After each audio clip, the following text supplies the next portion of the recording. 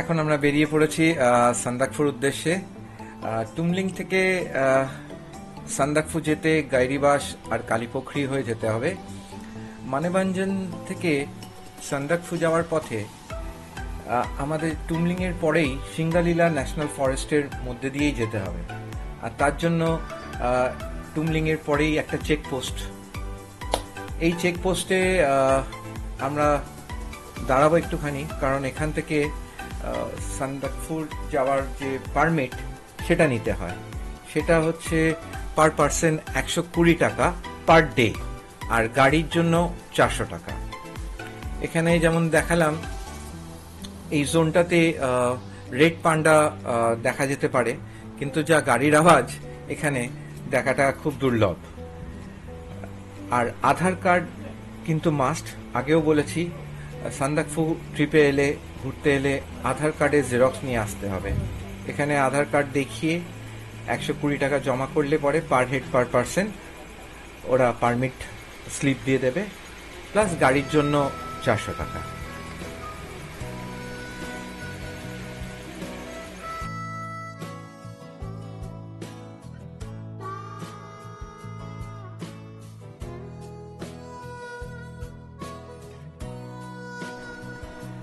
এখানে রাস্তাটা খুবই সরু, মানে দুটো গাড়ি পাস হবে না। যদি এসে যায় তাহলে একটু আগু পিছু করে বা রিভার্স করে যে কোনো একটা গাড়িকে সাইড দিতে হয়। এই রাস্তার বা এই পথে ডান দিকে আমার পড়েছে রেড পান্ডাদের হ্যাপিটার, যেটা বানানো হয়েছে, কিন্তু এখন ওখানে কোনো রেড পান্ডা নেই, যেমন জানতে পারলাম ড্রাইভারদের জিজ্ঞেস করে। আর এখানে ট্রেকার্স হাট আছে, আর এসএসবি মানে সহস্র সীমা বলের ক্যাম্পও রয়েছে। আর এই কথা বলতে বলতেই পৌঁছে গেলাম গাইরিবাস। এখানে একটুখানি দাঁড়াবো আমরা, একটু চা খাবো, তারপরে আবার রওনা দেবো কালীপোখরির দিকে। গাইরিবাস চেকপোস্ট আন্ডার দি সহস্র সীমা বল।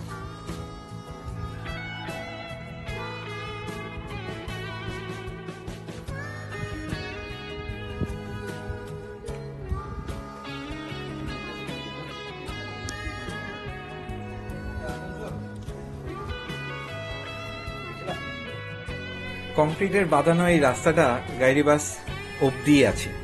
এর পরের রাস্তা কিন্তু পুরো বোল্ডার আর খুবই খারাপ, যেমন ড্রাইভাররা বলছে এখানে। তো আমরা যখন যাব সেটা দেখাবো আপনাদেরকে। তবে গাইরিবাসে থাকার জন্য অনেক ছোট ছোট হোমস্টেজ আছে, আর এই হোমস্টেজগুলো মেনটেন করে এখানকার লোকাল লোকেরা, অ্যাকচুয়ালি নেপালের সাইডে। বেসিক্যালি সব হোমস্টেগুলোই নেপালের দিকে। তো এই হচ্ছে সহস্র সীমাবালের চেকপোস্ট। এখানেও একটা এন্ট্রি করতে হয়। এই দেখুন, যেমন বলেছিলাম, রাস্তাটা পুরোপুরি বোল্ডার দিয়ে তৈরি আর খুবই খারাপ, প্রচন্ড খাড়াই। আর এসে পৌঁছেছি এখন আমরা কালীপোখরি। এই জায়গাটাকে কালীপোখরি বলা হয় কারণ এখানে একটা ছোট্ট লেকের মতন আছে, আর এর কালারটা বা জলের রংটা একেবারেই কালো। একটা দিক দিয়ে দেখলে পরে মনে হয় ঠিক যেন প্রদীপের শিখা। এই দিকটা, এই কালীপোখরি যে দিকটা রয়েছে, এদিকটা কিন্তু ইন্ডিয়া, আর ঠিক তার উল্টো দিকটাই হচ্ছে নেপাল। আমি একটু এগিয়ে যাচ্ছি, এগিয়ে গিয়ে আপনাদের দেখাচ্ছি। এখানেও ঠিক টুমলিং এর মতন একটা পাথরের ডিমার্কেশন আছে। ওই দূরের পাথরটায় নেপাল একদিকে, ভারত একদিকে।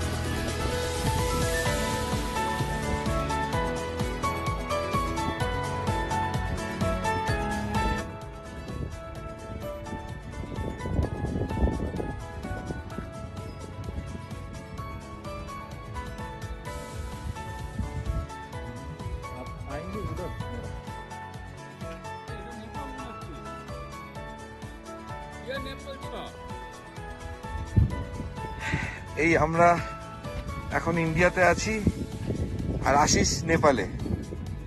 আমি ইন্ডিয়া থেকে নেপালের ফটো নিচ্ছি। এই পিলারটা হচ্ছে বাউন্ডারি। আমার ডান দিকে নেপাল আর বাদিকে ইন্ডিয়া। এই আমার বাদিকে নেপাল আর আমার ডান দিকে ইন্ডিয়া, কালীপোখরি। আশিস,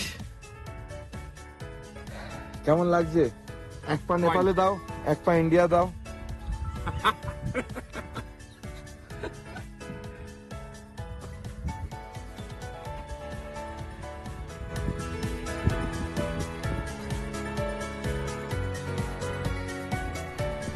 একটু কিছুক্ষণ ইন্ডিয়া নেপাল খেলা করে আমরা বেরিয়ে পড়লাম।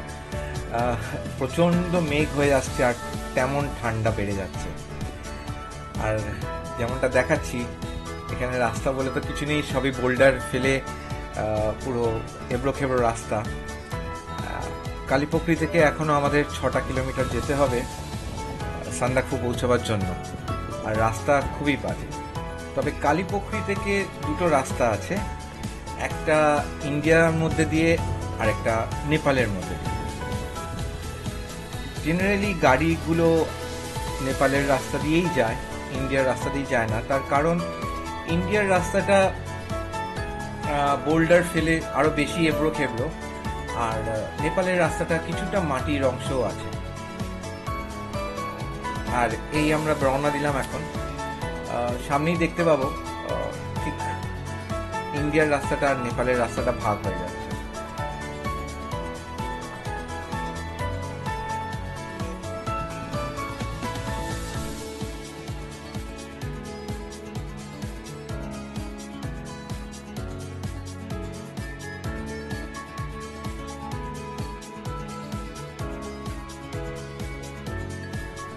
এই ম্যাপে কালীপোখরি থেকে যে ব্লু লাইনটা, ওটা ইন্ডিয়ার মধ্যে দিয়ে, আর রেড লাইনটা নেপালের মধ্যে দিয়ে। তো আমরা এখন নেপালের এবড়ো খেবড়ো রাস্তা দিয়েই চলেছি। প্রচণ্ড ডিফিকাল্ট আর খুব স্লো যাচ্ছে গাড়ি। এই দেখুন, আবার আরেকটা গাড়ি এসে গেছে, এখন তাকে ব্যাক করতে হচ্ছে। এর এর পেছনেও আবার আরেকটা গাড়ি আছে, তাকেও ব্যাক করতে হচ্ছে, কারণ জায়গা নেই আরেকটা গাড়ি পাস করার। তো একটা বড় জায়গা দেখে পাস করে আমাদেরকে যেতে দিল। কিন্তু এত দুর্গম পথের মধ্যেও প্রাকৃতিক সৌন্দর্য মুগ্ধ করে দিচ্ছে। এত সুন্দর চারিদিকের দৃশ্য, সত্যি খুব ভালো লাগছে। এই একটা লাইফ টাইম অ্যাচিভমেন্ট বা অনুভূতি। আবার মাঝে মাঝে এই যেমন দেখতে পাচ্ছি এখন ট্রেকার্সরা, এনারা হেঁটে হেঁটে সান্দাকফু পৌঁছাবেন। এরকম সান্দাকফু পৌঁছাবার রাস্তায় অনেক ট্রেকার্সদেরই আপনারা দেখতে পারবেন। অনেকে তো হেঁটে হেঁটে যায়, কিন্তু দেখুন রাস্তাগুলো যা ঝাঁকুনি দিচ্ছে, কোমরের অবস্থা একদমই খারাপ হয়ে যাচ্ছে। খুব বেশি বয়স্ক আর যাদের কোমরের প্রবলেম আছে তাদের এখানে না আসাটাই ঠিক। আর এই আমরা সান্দাকফু অলমোস্ট পৌঁছে গেছি। ড্রাইভার বলছে ওপর দিকে তাকাও যে সান্দাকফু, কিন্তু সেখানে আর পৌঁছাচ্ছি না। মাত্র 6 কিলোমিটার, কিন্তু পৌঁছাতে অনেকক্ষণ সময় লেগে যাচ্ছে।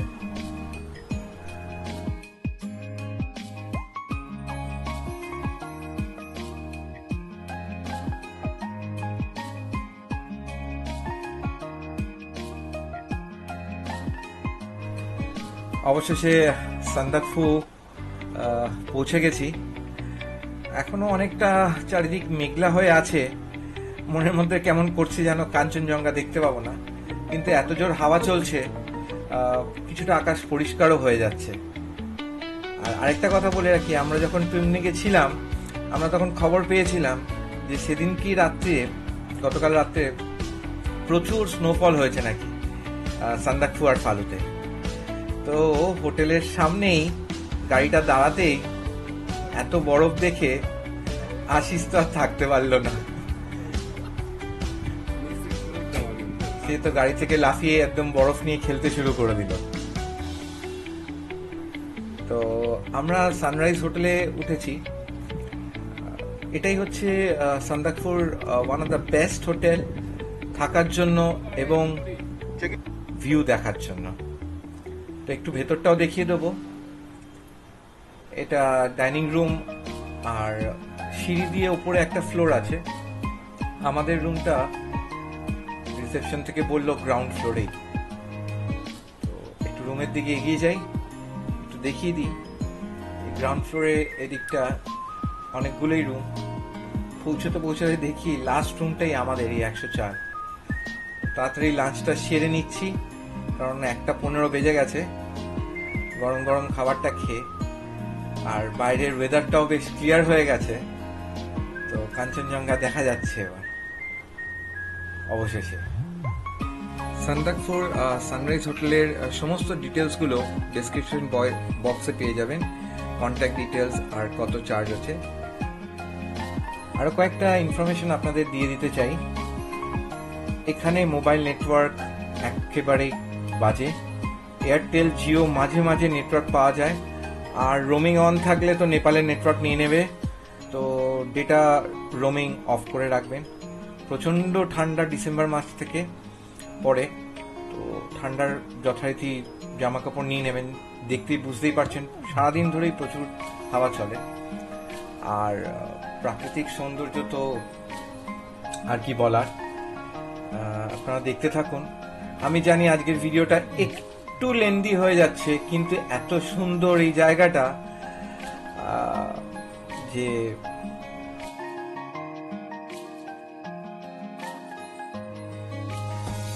সানরাইজ হোটেলের পাশেই সান্দাকফু টপ, এটা সান্দাকফু ভিউ পয়েন্ট। আর বেস্ট জায়গা হচ্ছে সানরাইজ দেখার জন্য সানরাইজ হোটেলের ছাদটা। সান্দাকফু টপ বা ভিউ পয়েন্টে যাওয়াটা খুব ডিফিকাল্ট যাদের হাঁটুতে প্রবলেম থাকবে। সানরাইজের ছাদ থেকে কাঞ্চনজঙ্ঘার অসাধারণ ভিউ, নিচে মেঘ জমে আছে। আর এই প্রথম কাঞ্চনজঙ্ঘা দেখতে পেলাম আমরা দুপুরবেলায়। পুরো হিমালয়ান রেঞ্জটা, বাদিকে এভারেস্ট, লোৎসে আর মাকালু, আর এই হচ্ছে কুম্ভকর্ণা, আর এই হচ্ছে কাঞ্চনজঙ্ঘা পিক। এই পুরো রেঞ্জটাই এখান থেকে দেখা যায়। পৃথিবীর 5টা সব থেকে হাইয়েস্ট মাউন্টেনের মধ্যে 4টে এখান থেকেই দেখা যায়। কেটু যেহেতু পাকিস্তানের দিকে, সেহেতু এখান থেকে দেখা যায় না। অবশেষে আপনারা ঠিক বুঝতে পারবেন সূর্যের রং অনুযায়ী কাঞ্চনজঙ্ঘার চারিদিকটা কিরকম চেঞ্জ হয়ে যাচ্ছে আস্তে আস্তে। এটাই হচ্ছে সান্দাকফুতে এসে কাঞ্চনজঙ্ঘা দেখার মজা। বিভিন্ন সময় বিভিন্ন রকমের কাঞ্চনজঙ্ঘা বিভিন্ন রঙে দেখতে পারবেন।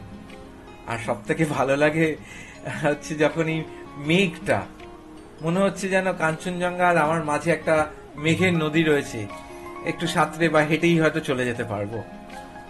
অসাধারণ এই দৃশ্য।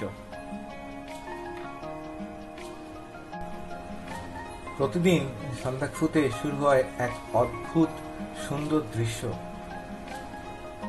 যখন ভোরের আলো ধীরে ধীরে পাহাড়ের ওপরে পড়ে, আপনি দেখতে পাবেন কাঞ্চনজঙ্ঘার পর্বত শ্রেণী ধীরে ধীরে স্বর্ণালী রঙের হয়ে ওঠে। সেটাও দেখাবো কালকে সানরাইজের সময়। তবে এখন যেটা দেখতে পাচ্ছি আমরা, কাঞ্চনজঙ্ঘার এই মুগ্ধকর রূপকে বলা হয় স্লিপিং বুদ্ধা। কারণ পাহাড়গুলির গঠন ঠিক যেন শুয়ে থাকা বুদ্ধর মতো লাগে। নজর কাড়া এই অপরূপ দৃশ্য স্লিপিং বুদ্ধার। আর মেঘগুলো কিরকম ভেসে বেড়াচ্ছে, আর বাদিকেই হচ্ছে এভারেস্ট, মাউন্ট মাকালু আর লোৎসে।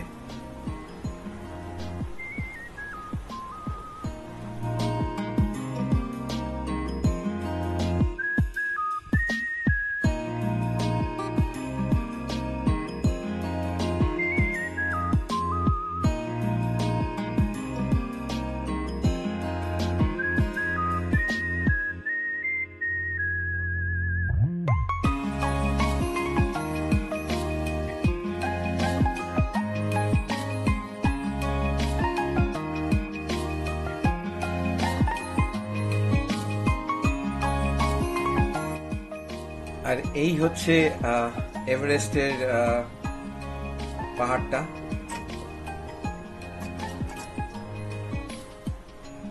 ডান দিকে মাকালু আর বাদিকে লোটসে, আর মাঝখানে এভারেস্ট। দেখে মনে হচ্ছে যেন এই হয়তো ধরে ফেলতে পারবো বা পৌঁছে যাব।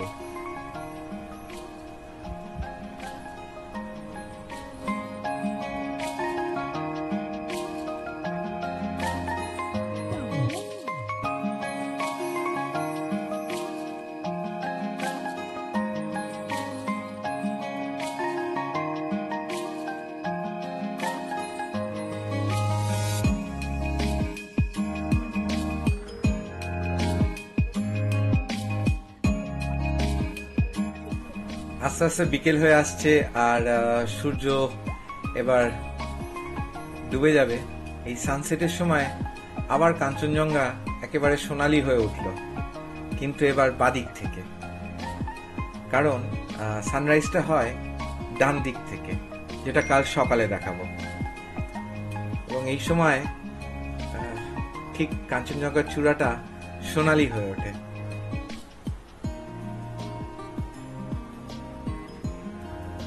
আর সব থেকে উঁচু পয়েন্টটা হচ্ছে কাঞ্চনজঙ্ঘা, উচ্চতা ৮৫৮৬ মিটার। আর এটাই হচ্ছে স্লিপিং বুদ্ধা।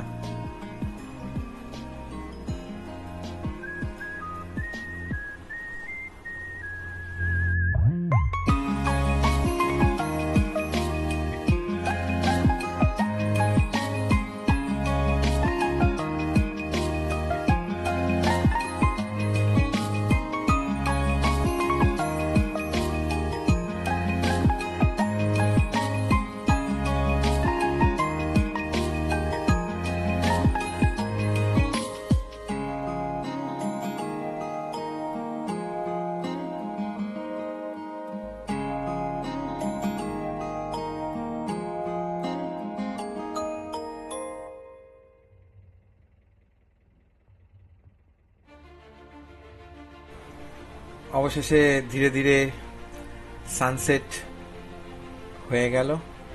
হরাইজনের ওপরটা মনে হচ্ছে যেন কেউ আগুন জ্বালিয়ে দিয়েছে। অপরূপ এই দৃশ্য।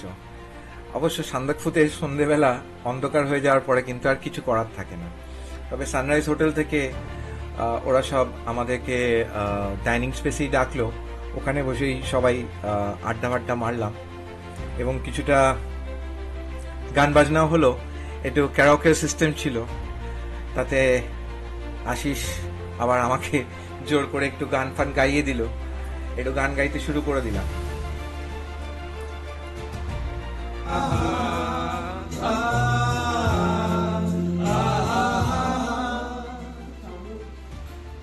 তুমি দেখেছো কি? সরে সরে সরে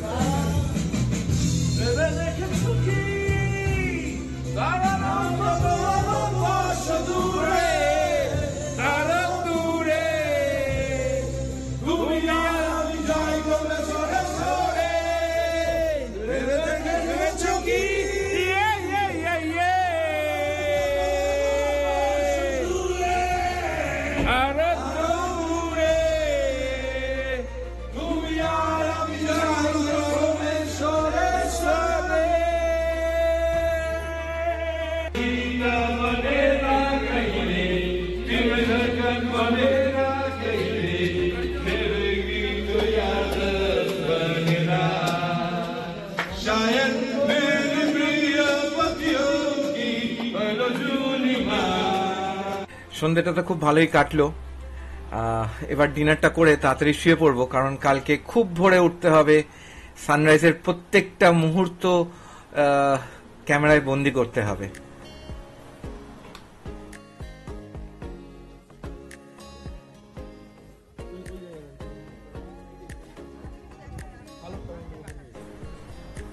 খুব ভোরে উঠেই ছাদে চলে এসেছি ক্যামেরা সেট আপ করতে, যাতে প্রত্যেকটা মুহূর্ত ক্যাপচার করা যেতে পারে। এখনো কিন্তু সানরাইজ হয়নি, আলো ফুটেছে, কিন্তু সূর্য এখন হরাইজনের পেছন থেকে দর্শন দেয়নি, কিন্তু তাতেও চারিদিক খুব অপরূপ লাগছে। একটা জিনিস এই শীতকালে মানে অক্টোবরের পরে আসার একটা খুব ভালো অ্যাডভান্টেজ হচ্ছে কাঞ্চনজঙ্ঘার ক্লিয়ার ভিউ পাওয়া যায়। এত ক্লিয়ার ভিউ কোনো সময় পাওয়া যায় না। তবে এই ঠান্ডার মধ্যে সানরাইজ হোটেলের ছাদে জাস্ট কেঁপে যাচ্ছি আমি আর আশিস। আর হোটেলে যত বোর্ডাররাই রয়েছে সবাই কিন্তু এখন ছাদে, শুধুমাত্র এই মুহূর্তটাকে ক্যাপচার করার জন্য। তো দেখতে থাকুন, প্রত্যেকটা মুহূর্ত আপনাদেরকে এই ভিডিওতে তুলে দেখাবো যে সূর্য ওঠার সাথে সাথে কিরকম ভাবে কাঞ্চনজঙ্ঘা আর এভারেস্টের রং চেঞ্জ হতে থাকে।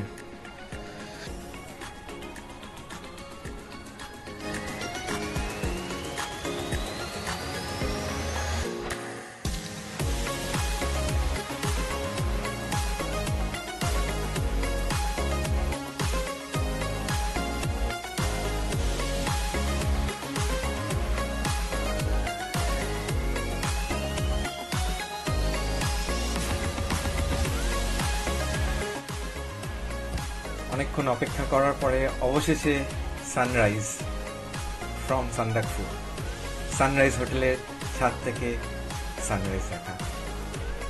অসাধারণ এই দৃশ্য। ঠিক সূর্যের নিচে মেঘগুলো ভেসে যাচ্ছে, অকল্পনীয় দৃশ্য। আর বাদিকে এই সূর্যের রংটাই যখন এভারেস্টে পড়ছে, দেখুন এভারেস্টের রংটা কিরকম হয়ে গেছে, লাল টকটকে হয়ে গেছে পুরো এভারেস্ট, মনে হচ্ছে আগুন জ্বলছে।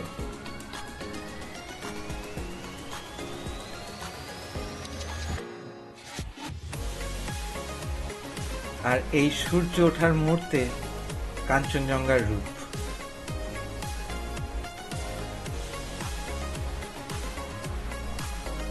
আর প্রত্যেকটা মুহূর্তে এই কাঞ্চনজঙ্ঘার কালার চেঞ্জ হতে থাকছে।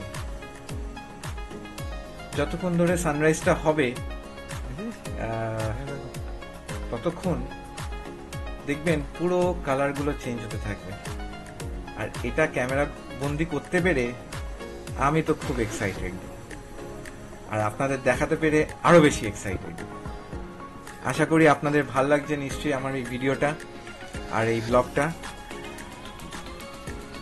তাহলে একটা লাইক আর একটু শেয়ার করে দেবেন প্লিজ।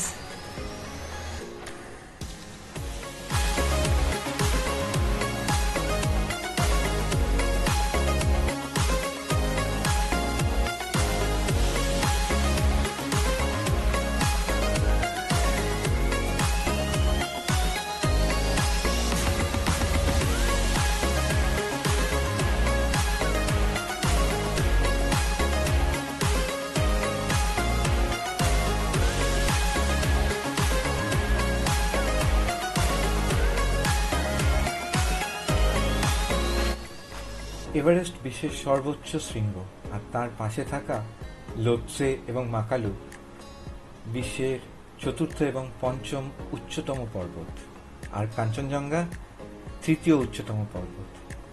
এই বিশালতার সামনে দাঁড়িয়ে নিজেকে একদম ক্ষুদ্র মনে হয়, ঠিক যেন প্রকৃতির অতি ক্ষুদ্র এক অংশ। আর এই বিশাল পর্বতগুলির আশেপাশে ভেসে বেড়াচ্ছে মেঘের নানা রূপ। এখানে প্রায় দেখা যায় সিরাস মেঘ, যেগুলো আপনারা দেখতে পাচ্ছেন ভেসে বেড়াচ্ছে। সেগুলো সাধারণত সাদা আর হালকা হয়, আর এরা অনেক উঁচুতে ভাসে, ঠিক যেন তুলোর মতো পাতলা সাদা স্রোত। সূর্যের আলো যখন এদের ওপরে পড়ে তখন মেঘগুলো সোনালি রঙে ঝলমল করে ওঠে। আবার কখনো কখনো আপনারা দেখতে পাবেন ক্যামুলাস মেঘ, যেগুলো তুলোর মতন বড় আর সাদা। এতক্ষণ যে মেঘগুলো দেখছিলেন কাঞ্চনজঙ্ঘার নিচে, এসব মেঘ পাহাড়ের নিচেই ঘুরে বেড়ায়, যেন পর্বতের আশ্রয় বিশ্রাম নিচ্ছে। এদের ভারী দেখালেও আসলে ওরা হালকা আর মৃদু। এটাই সান্দাকফুর প্রকৃত সৌন্দর্য। দিনের আলোর সাথে এই বিশাল শৃঙ্গ আর মেঘেদের খেলা, যা আমাদের বারবার বিস্মিত করবে। আপনারা যদি প্রকৃতির এই মহিমা অনুভব করতে চান, তাহলে একবার সান্দাকফু ঘুরেই যাবেন। এমন অভিজ্ঞতা আপনার জীবনকে আরও সমৃদ্ধ করবে। আবারও দেখা হবে পরের পর্বে আরও সুন্দর দৃশ্য নিয়ে কাঞ্চনজঙ্ঘা।